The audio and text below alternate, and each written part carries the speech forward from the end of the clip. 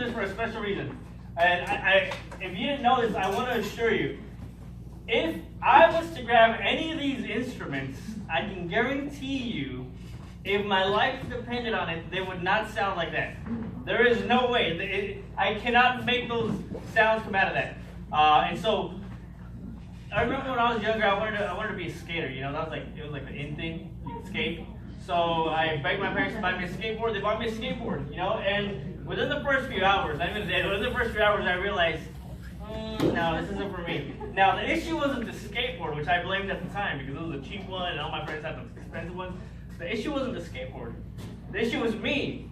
See, the skateboard in a good skater's hands would have been good. The piano in a good musician's hands is good. The bass, the guitar, the drums. By the way, he's a drum guy. That's not even a real drum set. That's a little thing still gets down. So kudos to Diego for that one. And for everybody, you guys are good. You guys are good at what you do. I can't do that there. But it's not the instrument's fault. It's not that they're faulty. It's who's handling it. Who is the one behind it, investing or putting into that instrument? Why do I say that? All of us, in each of us, like each one of these instruments, or maybe like that skateboard when I was little, each one of us has within ourselves the capacity to be used by God's ability. So I want you to sit on that for a second, because everything is coming after this is going to depend on that. Each one of us, whether you're a Christian or not, but especially if you're a Christian, if you call yourself a born-again believer, a Christian, what else? What's the other names? As a child of God, whatever name you want to call it. If you are saved, if you've been washed by the blood of Christ, if you are a believer, especially I'm talking to you this morning, but even if you are not, even if you're just here out of curiosity, even if you're maybe on the edge and you're like, I've been thinking about this for a while, or I've been here my whole life, I'm not sure wherever you're at in life, I want you to understand that from the moment that we were conceived, from the moment we were born and we came into this earth, each one of us holds within ourselves a tank, a reservoir. We have this capacity to be used by God's ability. The issue is, many of us are going to fill that tank, many of us are going to fill that reservoir with everything but God's ability. And so we're going to spend our lives trying to fill it with our abilities, trying to fill it with acceptance, trying to fill it with anything and everything else the world has to offer but God's ability. And when the moment comes to be used, then we're going to wonder why we sound like this. Okay, not making noise. Instead of like that cool little salsa thing that Melly did. So I need you guys to understand that from the get-go. Each one of us, whether you feel capable or not, we hold within ourselves the capability, what's the word I'm looking for? The potential to be used by God. Now, Melly said something very deep that hit me as she was ministering through the music. Like, we each have a purpose. God has called each one of us for a purpose. I think sometimes we forget that. Now, your purpose might not be involved in anything that has to do here on a Sunday morning. Doesn't mean you shouldn't come here. Like, we should still be plugged in. Maybe your purpose that God is calling you to, man, you are going to be the best trash man there is. And your job is to pick up trash, but you're going to be the best trash man there is. And God is going to use you in that field. Or maybe you're going to be the best burger flipper there is, and you know what? Maybe your thing is not playing the piano. Maybe your thing is not greeting people. But you know what? You're very good at making burgers, and God needs someone in the burger industry who's going to reach the people who want to come in here. And so each one of us has a purpose. Now, your purpose isn't flipping the burgers. Your purpose isn't whatever the job is. It is what's deeper. It is the reason why you're there. All right, so I want you to understand, all of us have this ability within ourselves to be, or this capacity to be used by God's ability. But here is the dilemma this morning, and I hope y'all get it. So we got stuff over there. All right, give it up for Gavin. He's filling in for Tommy. See, there was a need, and he filled in. He had the capacity to be used by God's ability. So there he is. He was like, I don't really know how to work a computer. I was like, me neither, bro. Just play along. So here's the dilemma. So often we see our lack of qualification and assume that for God, that's a limitation. So here's what happens.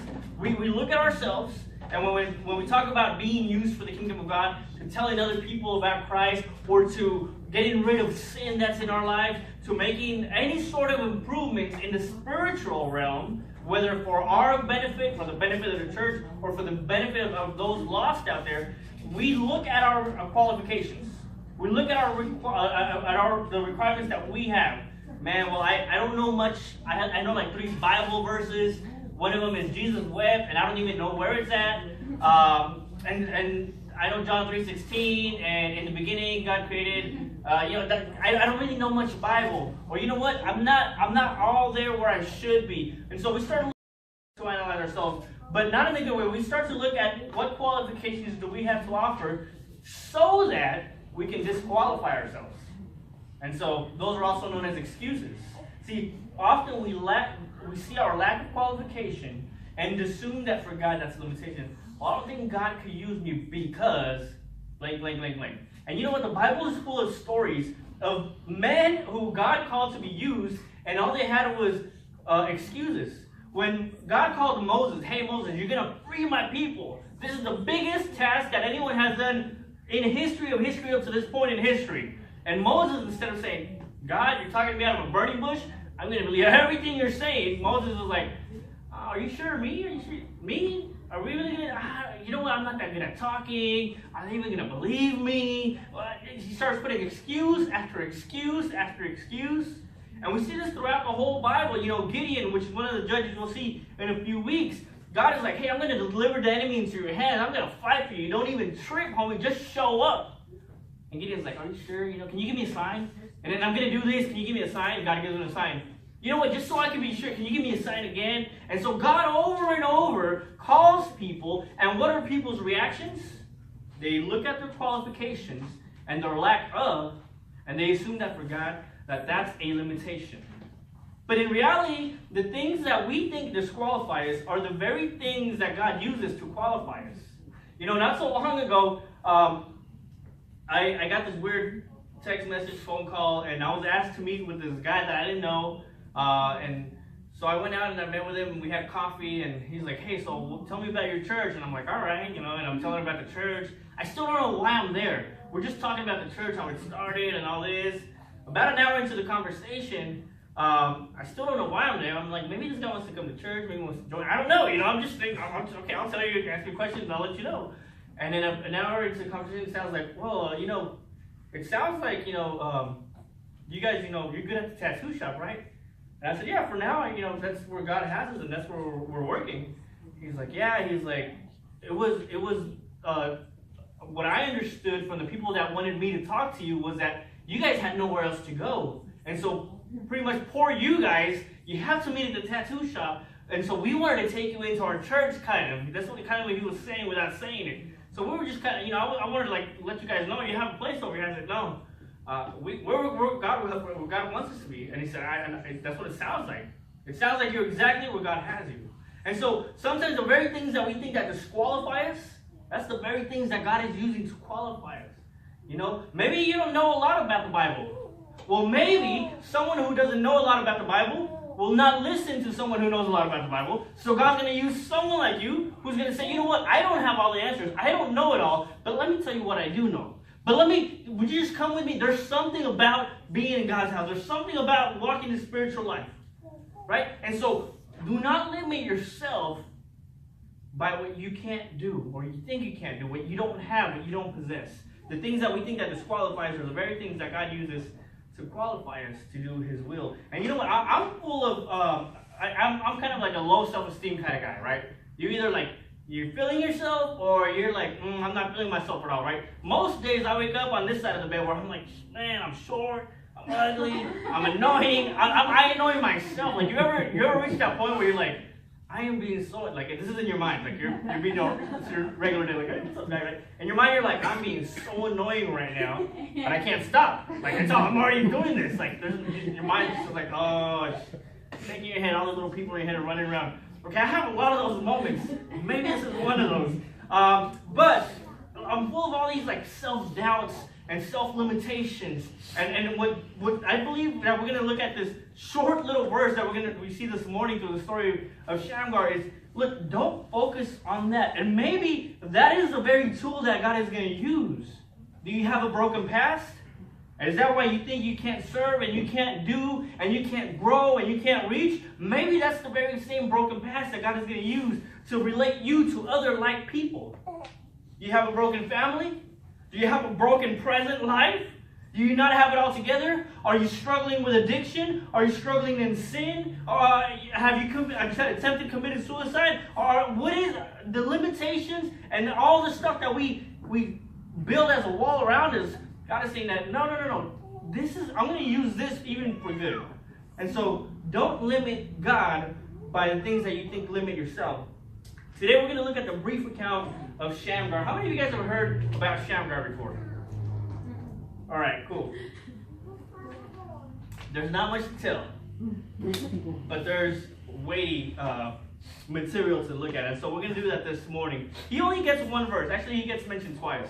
But his story really is only told in one verse. And that is the verse we read this morning. After Ehud, which we looked at last week, or I wasn't here, but Tommy covered last week, and we saw the story of Ehud, this left-handed man, that he gets deliverance for Israel. 80 years of peace. How many of you guys were here for that? 80 years of peace because one man stood up to the test.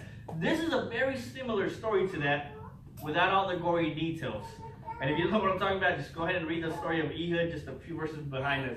But it says of Shamgar, after Ehud, Shamgar, son of Anath, became judge. He delivered Israel by striking down 600 Philistines with an ox goad. And that's it. There's a few Bible stories where there's these people who pop in and pop out. Just very little is mentioned of them. And sometimes you have to stop and wonder, why are they even in there? Is this wasted ink? If I was writing the Bible, I'm like, yeah, dude, there's not enough of you to put in here, we're going to have to leave you out. But God doesn't make mistakes, and God doesn't waste ink. God doesn't waste anything. So if these stories are here for a reason, if these people are mentioned for a reason, there has to be something that we can take, learn, and apply to our lives. And let's do that this morning. So why even include him in there? See, he's going to fight these people called the Philistines. Maybe if you grew up in church, you're familiar with the Philistines. So far, we've seen that the Israelites who were enslaved in Egypt, Moses rises up, he delivers them out of there, Moses dies, Joshua rises up, and Joshua takes them into the promised land. Joshua dies, they don't have full possession of it yet. There's no one to take place after Joshua, so we have to leave a legacy. We have to teach people behind us. We have to make sure that somebody behind us is also being trained and brought up. And so nobody's there after Joshua. Joshua dies, the people just running around. The Bible says everyone did what was right in their own eyes. The problem is that the Bible also says in the book of Judges that they did what was evil in the sight of the Lord. Not in their own eyes, in the eyes of the Lord. And so you see the people just getting degenerated, and the stories just get worse and worse and worse and worse. And the spiritual life of the Israelites, now that they're in the promised land, finally, it's not so promising after all. And their spiritual lives are a mess. And they get into this whole sin cycle, right? This is all review for you, those of you guys who've been here. They get into this whole sin cycle of they're doing good, they're worshiping God, they get distracted, they're worshiping something else or someone else or some other God, putting their trust in that, putting their energy in that. They're just worshiping that in whatever form of worship it might be. They get enslaved by worshiping this other thing. They get in a hot mess. They cry out to God. God sends someone to save them. That's where we get this judge thing. A judge is the person that would rise up to save them, that God would choose to rise up to save them. They get saved, they worship God, and then they jump right back in the hamster's wheel all over again. They jump right back into this loop all over again. And just going round and round. And throughout the book of Judges, we see the same cycle, which we call the sin cycle, over and over again. And so the enemies that were living in the land when the Israelites came into the land were the Canaanites. Those are all kinds of people. The people who were not there, though, were the Philistines. The Philistines are not from the land of Canaan. That's important to understand because I'm going to set it up. Israelites come into the promised land. Canaanites are there. Get rid of the Canaanites, otherwise they're going to be a stumbling block to you. All right? The Israelites don't understand, don't get it, don't obey God fully.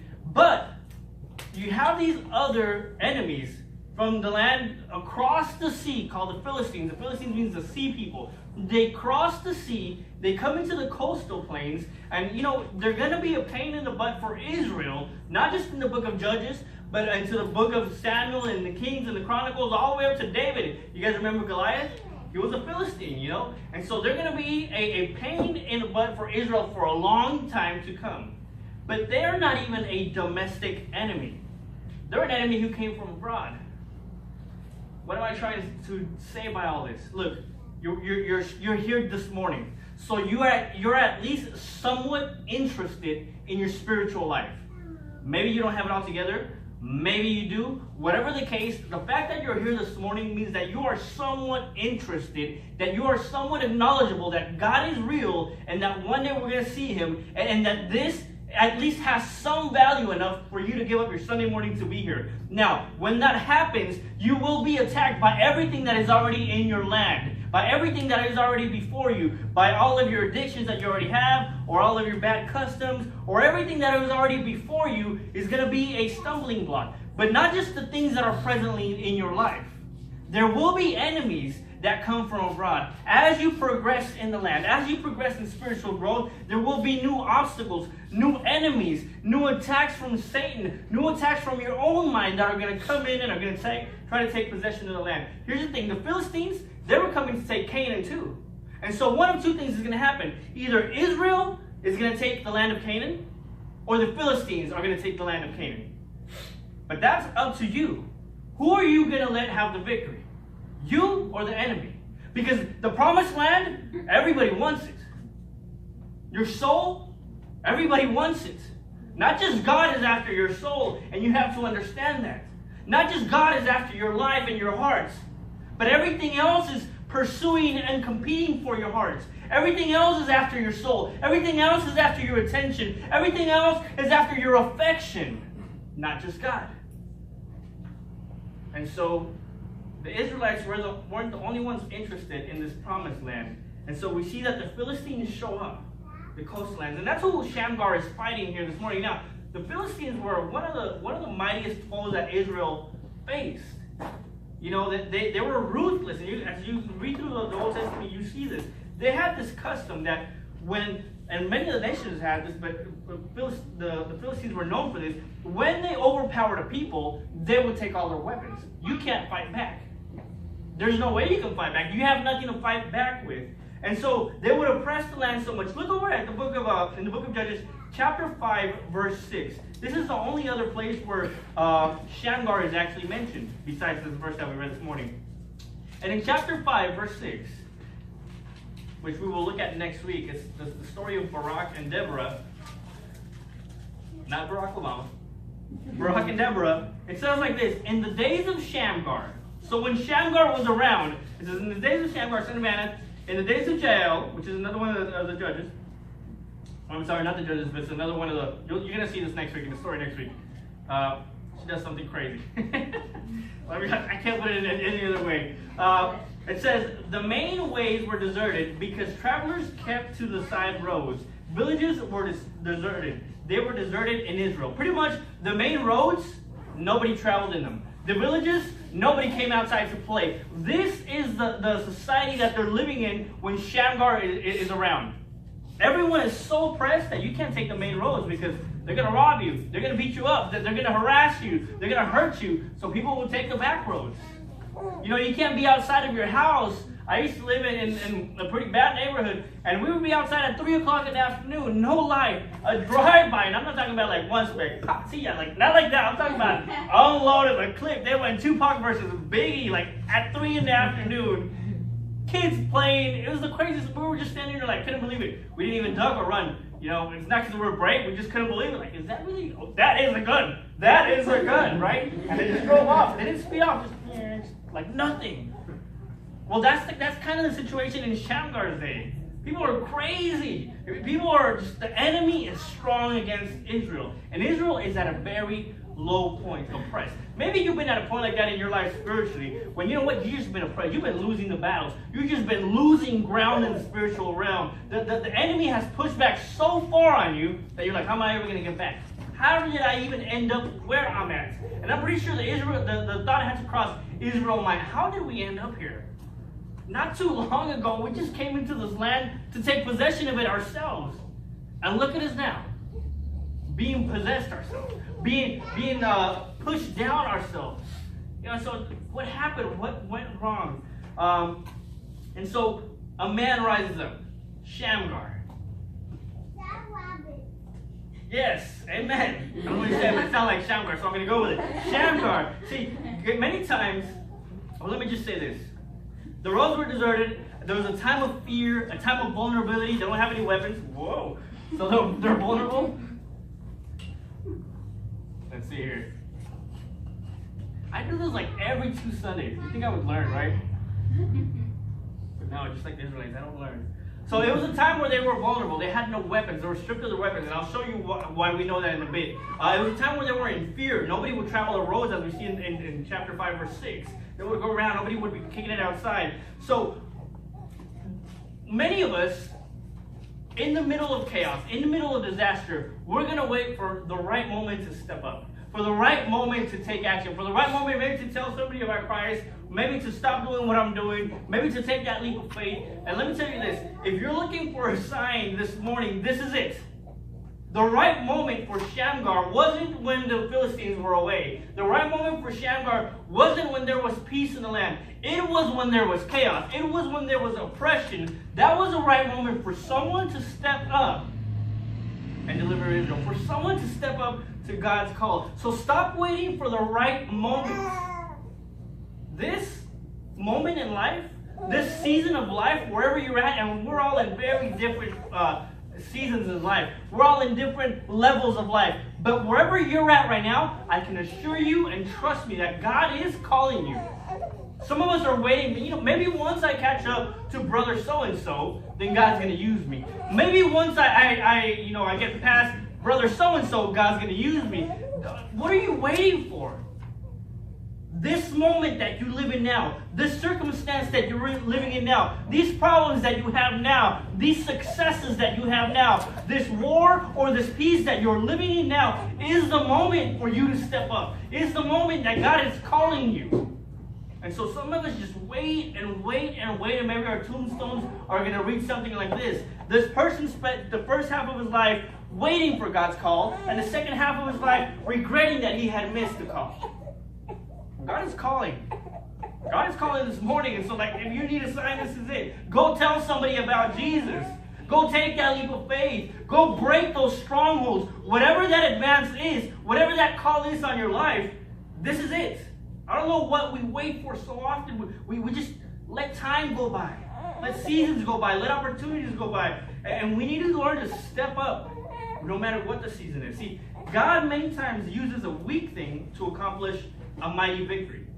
And we see that in the story, and we're going to break it down in a second. But pretty much is this. It's never what you expect. You read the Bible, and it's usually never what you expect. Jesus is saying some crazy things that nobody said before. And now we read them as stories. It's no big deal to us. But when he uttered the words, people were like, what is he saying? There was an instance where Jesus was preaching, and almost everybody left because of what he said. Even his own disciples came up to him. They're like, hey, what are you doing, dude? What do you mean? Everybody's leaving. And Jesus was like, yeah, if they want to hear, they'll hear. If they want to stay, they'll stay. Man, God almost never works the way we would want him to work. Jesus, can you be a little more friendly? God, I'm trying to get closer to you. Can you just make everything go right? And you're trying to get closer to God, and then everything goes wrong. Do you even want me, God? I'm trying here, right? Are you in there? And God works in mysterious ways, so cliche, but it's so true. He'll use a very weak thing to accomplish a very mighty victory. And that is for a very important reason. Ricky read a verse this morning, 1 Corinthians. So that you can't take credit for God's work. So that you can't take credit for what God is doing. Because, man, we're so egocentrical sometimes. And look, there's a few things I want to pick up from this story this morning. And one is this. Your abilities are not what make you able. Your abilities are not what make you able. And also, on the other side of the same coin, your limitations are not what limits God. So it's not how great you're qualified that God says, oh, that's why I'm calling you. And it's not how messed up you are that God says, well, I can't use you. Neither of those is true. See, Shamgar, the name Shamgar, it says, you guys know for Hebrews, names are very important. Every Hebrew name that you see in the Bible means something, right? I want to name one of my kids Micah. I was going to say Micah, which is not that. Micah, which means who is like God. Man, Hebrew names have like deep meanings. I used to hate my name David until I realized what it meant. The one who's loved by God. That's me, right? When I introduce myself, hey, what's up, bro? I'm the one who's loved by God.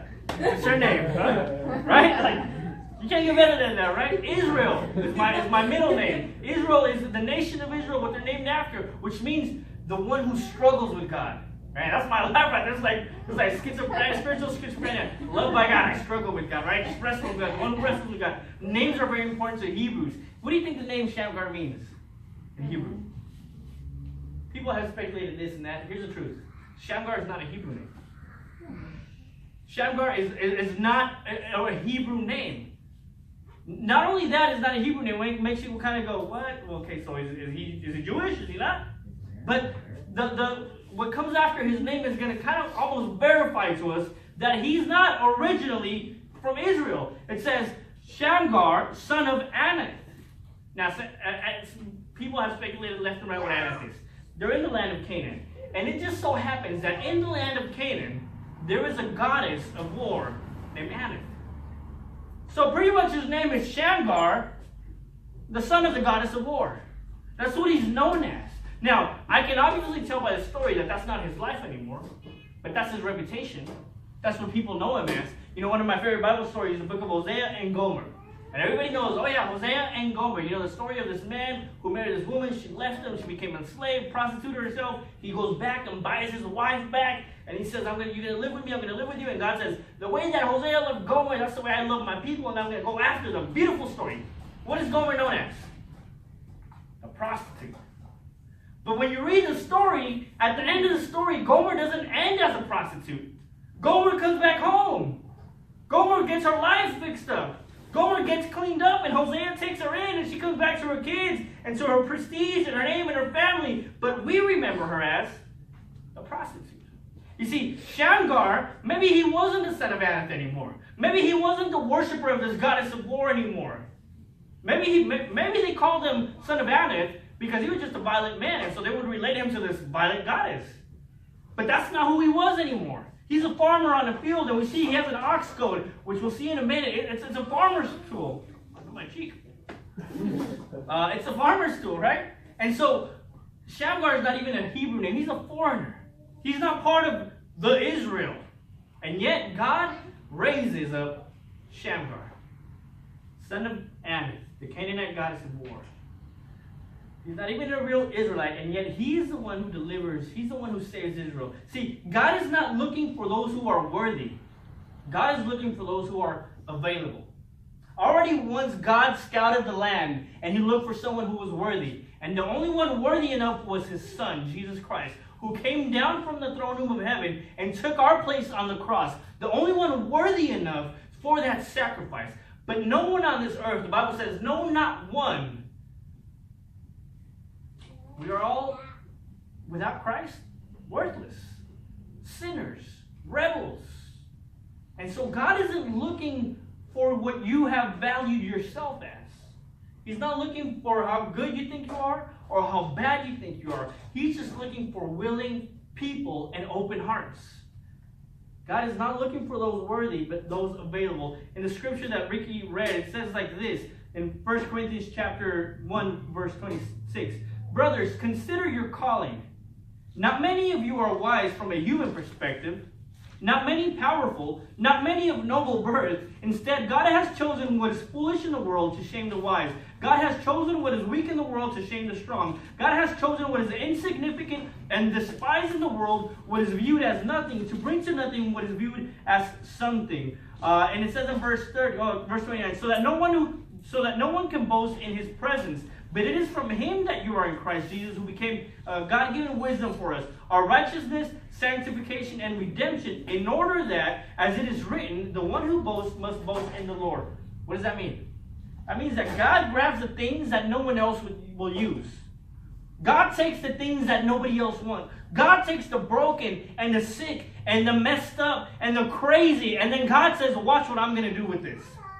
God takes what nobody else values and he gives it value and worth and says, look what I have done, so that when the world sees what's being done through the broken and the sick and the messed up and the crazy, the world might say, man, it has to be God. And it has to be God. When people drive by and they see, what the heck is going on there? And when we tell people, we just told some, I was wearing one of the Way shirts, and some girl asked us, hey, where's this church at? Is it here in Manteca? I said, yeah, it's in Manteca. She said, oh, where do you guys meet at? Oh, you know where the boxing gym is at? Yeah, I know. You know where the bank is at? And the cleaners? Yeah, I know. You know in the middle of that tattoo shop? Oh, yeah, I know. We meet in there. She was like, what? That's where we meet at. You mean like, she couldn't grasp it.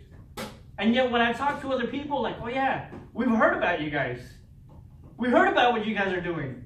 What?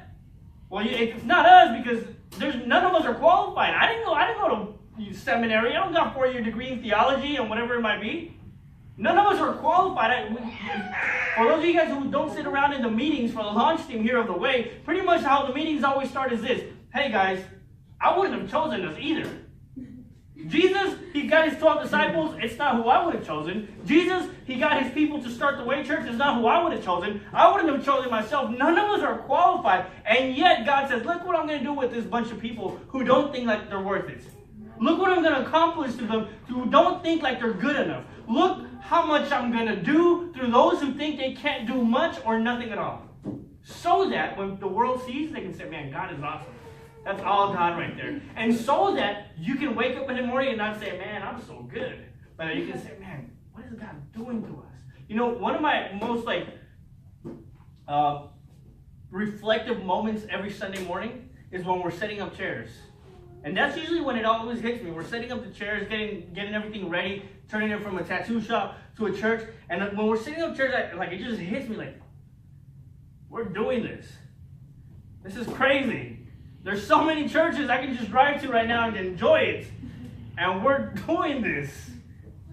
Putting chairs out, to make this church so that people could come, so that we can encourage and grow in our spiritual life, and we can reach out and bring others, and they might grow and encourage and be saved.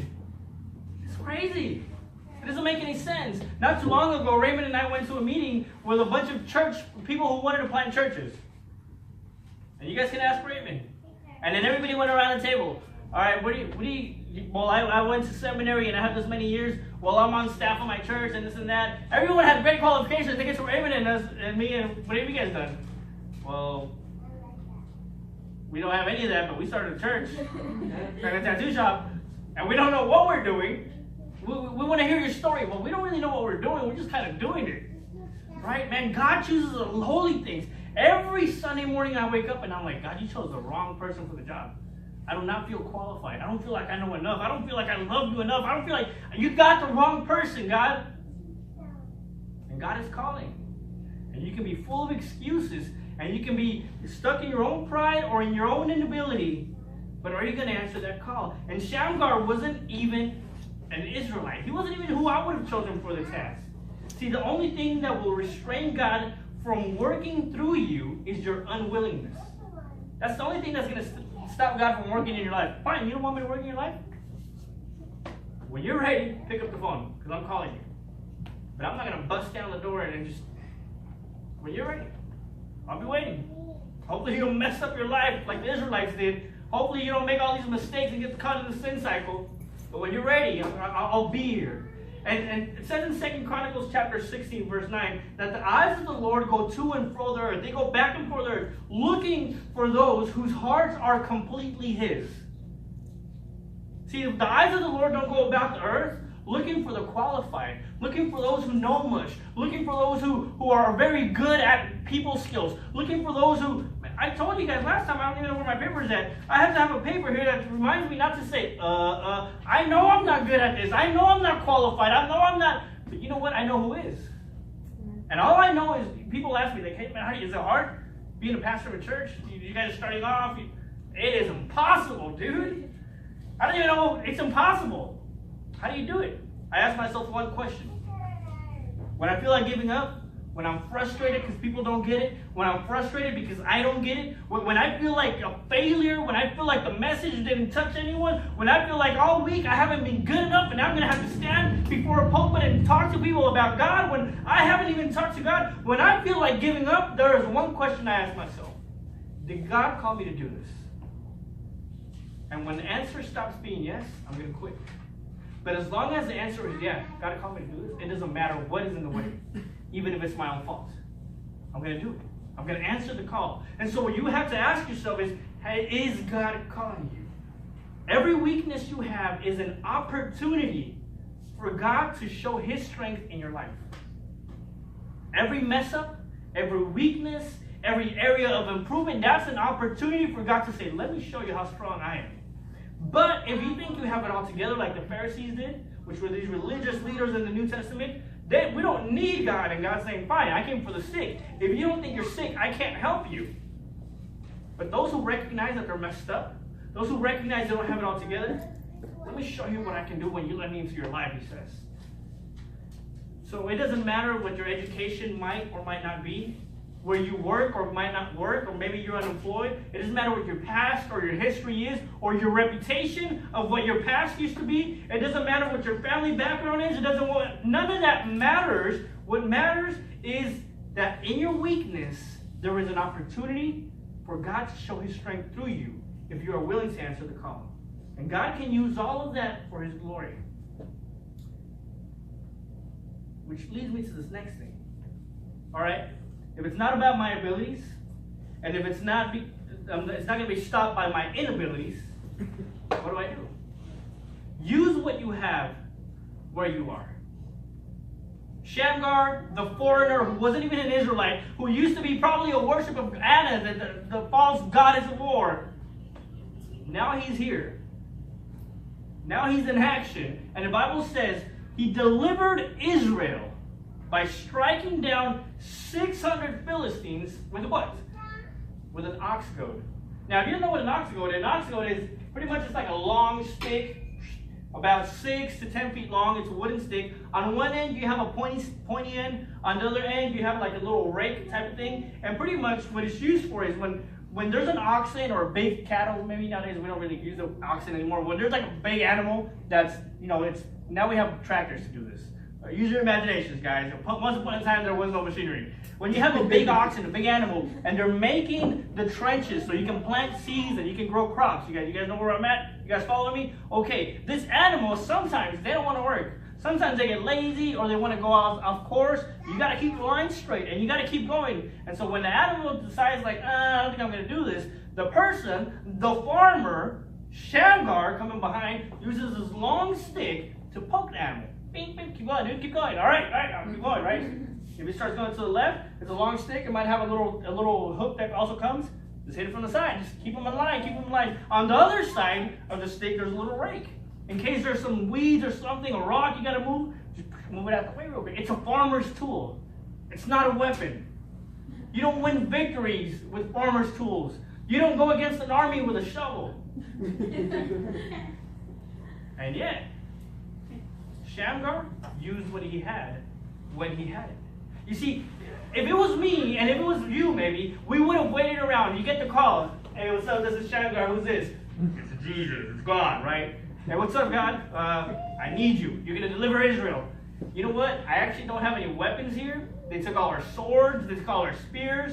Right? And God is calling some of you guys into ministry. And you're saying, you know what? When I finish going to Bible college, when I finish getting my training, God is calling some of you guys to talk to your coworkers who are lost. And you're saying, you know what? When I learn more, when I get the courage, when the time is right. So God is calling some of you guys to whatever He's calling you to. And you might know it. If you don't know, ask Him, God, would you just be clear with me? What is you're calling me to do? And we're full of excuses. I don't have the tools, or this isn't the right time. When Shamgar used what he had where he had it. Just a farmer. Probably sees the Philistines coming in on the coast, ready to invade and take more land, ready to make them retreat more. And Shamgar says, not today. I got a call that this victory is ours. And he goes against them with an ox goad.